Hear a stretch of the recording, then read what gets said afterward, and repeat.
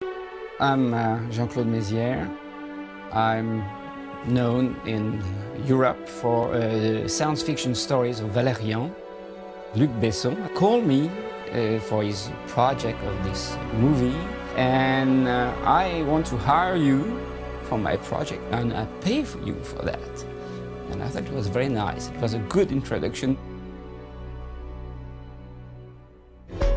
In this huge decor, I did some drawings of little flying taxis, because the flying taxis were just part of my Valérian story. To fill the decor, it was nice. And look at those drawings. I said, oh, those little flying taxis, they're funny.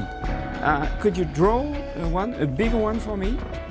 I did another drawing of the taxi, and he said, what about the police cars? So I did a drawing of a police car.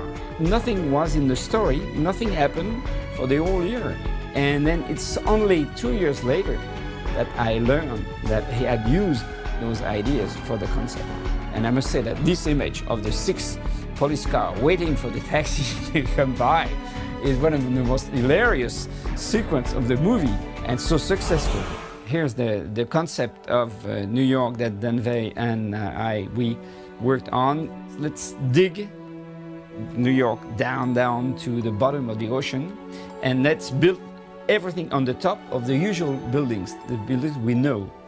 And to bring the feeling of there's a real New York everybody can refer to, and then also something very futuristic and very unknown down to the bottom. And we constructed the airport here, Statue of Liberty, and it's a vision of what New York maybe will be in the 23rd century. This example here was that big view of New York. When Luc saw it, he said, okay, I like it. And one day you will see it on the screen. It took 5 years. But they did a perfect job at the digital domain to really recreate the drawing. It's exactly the same. The view of New York that I liked the best, and which been the reference to the staff of digital domain to build all those beautiful models they made. Mark Stetson looked at this drawing and said, what are all those little dots you did here? The subways, you see one horizontal, one going down, one going up. To me, it's the vision in one drawing. I bring all the feelings of that. It's up to you now to make it real. And in fact, they really kept very cautiously all the details in their models. Everything is exactly like I draw. You can see in the movie, they kept everything. The reference with the big numbers on the buildings, the subway going down, and horizontal and vertical. This is one of the first views of the lab when Lilou is recreated. And from the script, she received shoes, panties, a t-shirt, and her shorts through the machine. And I said, it's probably not the best idea, because, how can an alien know how to tie the laces of her shoes? So they rewrote the story later. Jean-Paul Gaultier took care of that, and finally, she's perfect in the movie. So everybody really went to the trouble of imagining how could this machine work. And I think the final scene is a little mixed of a little bit everybody, with the concept of this round room, which is beautiful with the golden atmosphere.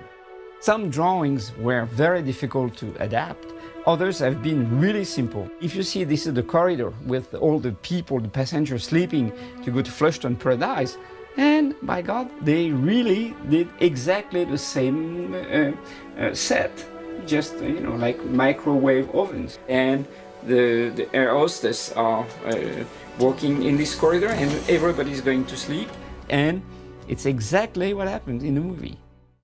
the drawing of Flushton Paradise. It was exactly what Luc asked me for, to do something in the mind of one of my books, Sur les Frontières, where he saw this huge casino, flying casino, and he said, I like those huge bays with, you can see the planets, you can see the spaceships coming by, and I would have loved to have that and the decor. And so I proposed this.